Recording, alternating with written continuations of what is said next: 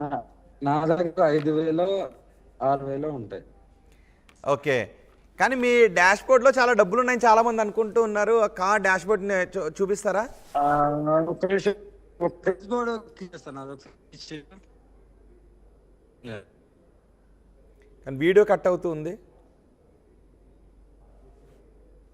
ఉందా వీడియో? సన్మానం చేసిన క్లాత్స్, ఏంటమ్మా? ప్లాస్టర్ అండ్ సన్మానం చేసిన క్లాత్స్ ఇవి.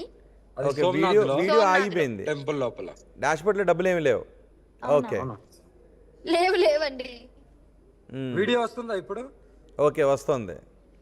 సన్మానం చేసింది ఇవి ఒక ప్లాస్టర్ అండ్ మైక్స్ది, అలాగే ఒక అంటే పగిలిపోయింది ఫోను, స్టాంపులు, ఇంకా గుడికి సంబంధించిన పేపర్లు, ఈ ఆపరేషన్ ఇవి ఆపరేషన్కి సంబంధించిన పేపర్లు, ఓకే. ఇంకా అంతే మెడికల్కి సంబంధించినవి ఇవన్నీ. ఓకే. So yeah. చాలామందికి డౌట్స్ వచ్చాయి.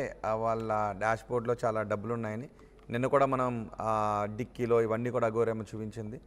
సో అకౌంట్స్ కూడా చెక్ చేసుకోవచ్చు అని అఘోరమ్మ చెప్పింది. సో మీ పేరెంట్స్ హ్యాపీగా ఉన్నంత కాలం మీ విషయంలో మీరు కూడా హ్యాపీగానే ఉండండి. బట్ ఏదైనా ఉంటే పేరెంట్స్ ఎవరిష్టం వచ్చినట్టు వాళ్ళు ఉండొచ్చు.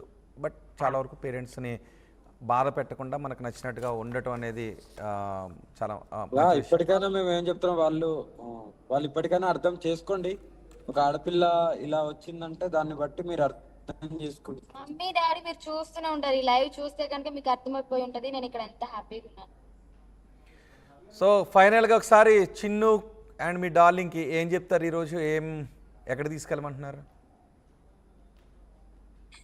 అలా వెళ్తూ ఉంటాము ఆన్ ది వేలో ఫుడ్ ఈ రోజు చిన్న ఇన్ని సాంగ్స్ పాడినందువల్ల chicken thank you darling. Chicken తినిపిస్తున్నాను. Okay, thank you. Thank you. Right. Thank you very much Aghori గారు అండ్ వర్షిణి గారు. సో మేము హ్యాపీగా ఉన్నాం, తల్లిదండ్రులు ఒప్పించి హ్యాపీగా ఉన్నాం.